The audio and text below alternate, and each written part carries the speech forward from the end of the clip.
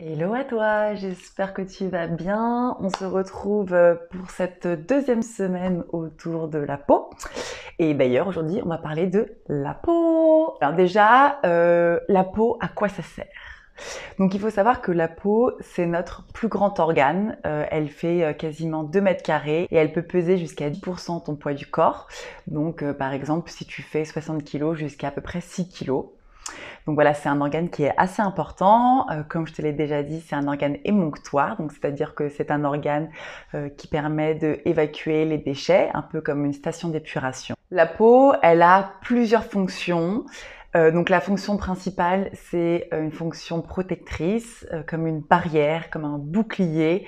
Elle permet de protéger tout ton organisme des facteurs agressifs extérieurs, mais comme le vent, le froid, la saleté, les microbes, la pollution, les UV, les chocs. Voilà, un petit peu tout ça, c'est une vraie barrière protectrice. D'un point de vue un petit peu spirituel, on dit aussi que peau est le reflet de ton intérieur. Donc ton intérieur, ça peut être tes pensées, ça peut être ton système digestif, ton système hormonal, encore une fois. Elle reflète un petit peu tout ça. La peau permet également de prévenir de la déshydratation, donc la perte en eau. Notre corps est composé à 70% d'eau. Et pour éviter que l'eau ne s'évapore, justement, la peau retient cette eau à l'intérieur de notre corps. Donc c'est une autre fonction de la peau. La peau nous permet de ressentir grâce à certaines cellules, les cellules du toucher. Comme je vous disais, elle nous prévient des chocs grâce notamment aux tissus adipeux, donc aux graisses. Donc voilà, la peau a de nombreuses fonctions et elle est très très importante. C'est également pour ça que c'est important de garder une peau en bonne santé et on va voir justement pendant ces 3 mois comment garder cette peau en bonne santé. Alors, comment se compose la peau? Donc, il faut savoir qu'il y a déjà 3 couches principales de peau. Donc, la première couche, ça s'appelle l'épiderme. Ensuite vient le derme et ensuite vient l'hypoderme. Dans chaque couche, il y a en général des sous-couches, mais on n'en parlera pas aujourd'hui. C'est un peu trop complexe et ça n'a pas forcément d'intérêt dans notre cas à nous. Donc l'épiderme, donc c'est la première couche, c'est la couche superficielle de la peau, celle qui est en contact vraiment avec l'extérieur. À la surface de cette épiderme, vous avez la couche cornée, donc qui est vraiment un peu comme les ciments, quoi, vraiment les tuiles d'une maison. Vous avez également le film hydrolipidique à la surface de cette épiderme. Donc le film hydrolipidique, tu en as sûrement déjà entendu parler, avec moi en tout cas. C'est un mélange de sueur, donc de transpiration, de sébum, donc le gras naturel de la peau, on y reviendra juste après, et qui se mélange à des cellules mortes. Et ensemble, ils forment une sorte de ciment. Et ça permet comme un caouet, comme un impair, de vraiment protéger la peau. Donc, tu as, comme je te disais, première couche de la peau, l'épiderme. Donc au niveau de l'épiderme, il se passe plusieurs choses.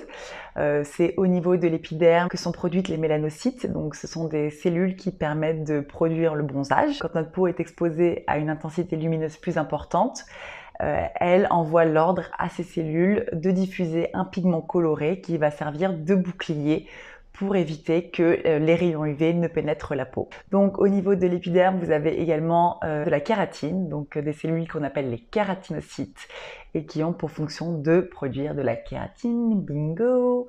Et cette kératine, pareil, elle nous permet d'avoir une peau qui soit solide, qui soit robuste. Ensuite, tu as une deuxième couche. Le derme, en fait, lui, a un rôle qui est assez important.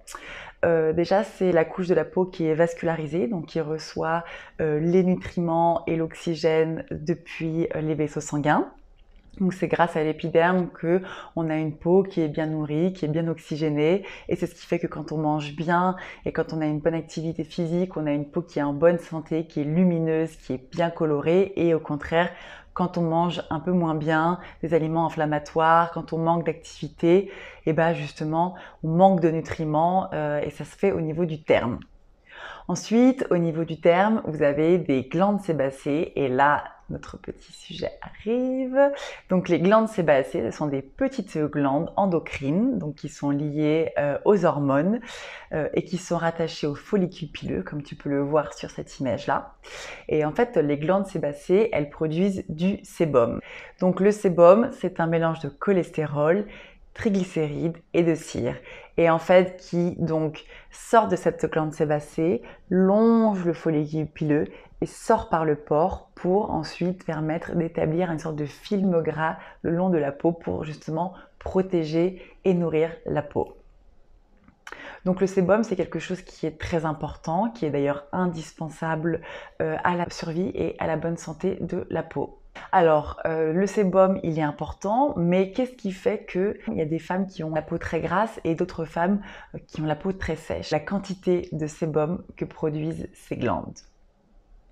Une femme qui a une peau grasse aura des glandes sébacées qui vont produire beaucoup de sébum.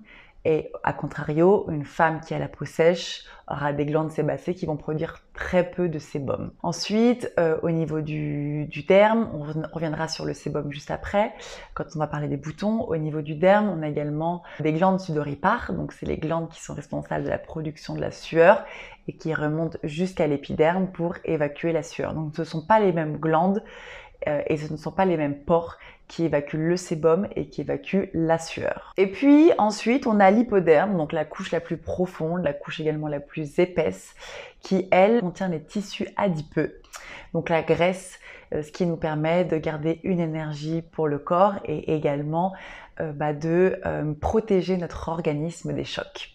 Donc l'hypoderme est très important. Pareil, on a le même nombre de tissus adipeux. Ce qui va faire que quand on va prendre du poids, c'est que ces tissus adipeux vont grossir ou diminuer quand on va perdre du poids. Mais il faut également savoir qu'un tissu adipeux met très longtemps pour diminuer de taille et c'est aussi pour ça que quand on fait des régimes et qu'on perd beaucoup de poids, on peut vite s'affiner, mais dès qu'on recommence à manger normalement ou comme avant, on reprend vite du poids parce que ces tissus adipeux ont gardé leur taille initiale.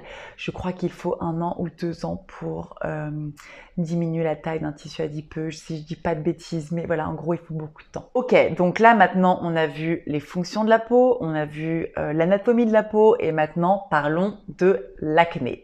Donc, comment est-ce que l'acné se forme et pourquoi est-ce que l'acné se forme?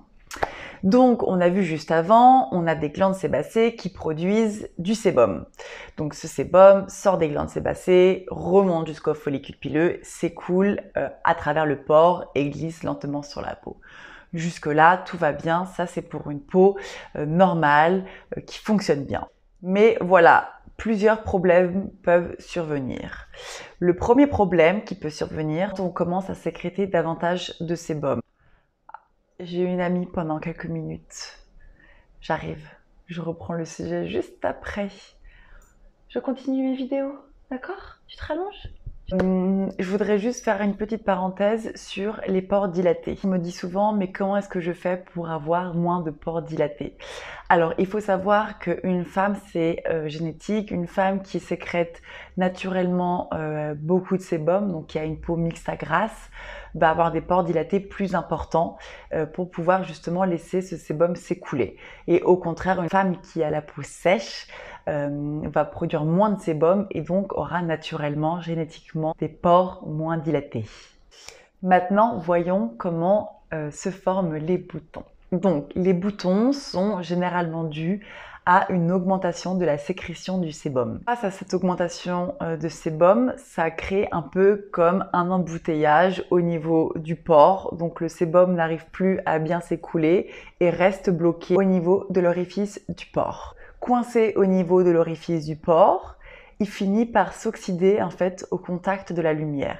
Et ça, c'est ce qui produit le point noir. Donc le point noir, c'est un excès de sébum qui est resté coincé dans le pore et qui s'oxyde au contact de la lumière. Ça, c'est un type d'acné rétentionnelle qu'on appelle. Donc, c'est une acné qui est due, d'où le terme rétention, au fait que le sébum n'arrive pas à bien s'écouler. Et c'est une acné qui est plus facile à traiter avec des soins cosmétiques, avec une bonne routine adaptée. On arrive facilement à les faire disparaître. La deuxième acné rétentionnelle, c'est le point blanc, donc que tu connais sûrement. Le point blanc, qu'on appelle également le comédon fermé, est en fait un point noir qui est resté souvent bloqué sous de la kératine, donc en fait sous une petite couche de la peau. Il est vivement recommandé de ne pas toucher des points noirs ou des points blancs et de traiter rapidement et de manière efficace l'acné rétentionnel pour éviter d'en arriver à une acné inflammatoire qu'on va voir juste après. Là, il faut savoir qu'on a toutes et tous une bactérie sur notre peau qui s'appelle C. acnes et qui est là, qui fait partie de notre microbiote et qui de base vit un petit peu sa meilleure vie. Mais voilà, quand elle rencontre un comédon ouvert, donc point noir, ou un comédon fermé, point blanc, elle se retrouve un petit peu emportée dans ce comédon. En fait, elle commence à proliférer, donc à se développer. Et c'est là où on en arrive à une acné inflammatoire. Il existe 4 types d'acné inflammatoire, la papule, la pustule, le nodule et le kyste. La papule, donc c'est donc une inflammation qui se crée en fait sous la peau, et la pustule, c'est une extension de cette papule. En fait, l'inflammation descend de plus en plus profond dans les tissus et finit par atteindre le derme, voire la couche profonde du derme. Un nodule apparaît quand il y a une rupture du follicule pileux, donc en fait toute la bactérie s'étend et s'expand un petit peu partout dans les tissus.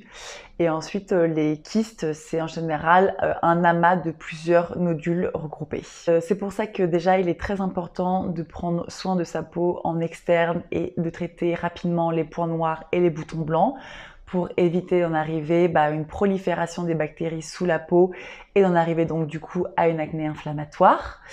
Si on a un bon nettoyage de peau, si on fait une bonne exfoliation, si on utilise des produits adaptés, si on fait attention à son microbiome, à la surface de la peau, le sébum va bien s'écouler, on va éviter d'avoir une accumulation de bactéries, on n'aura pas trop de kératine à la surface de la peau et donc au pire, on aura des petits boutons blancs et des points noirs, mais on évitera une acné inflammatoire.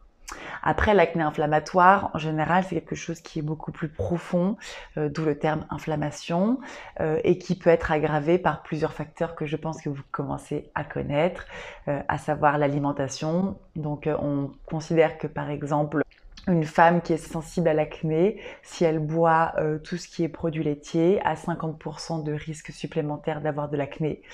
Et que les produits laitiers aggravent l'acné x 300, donc c'est énorme.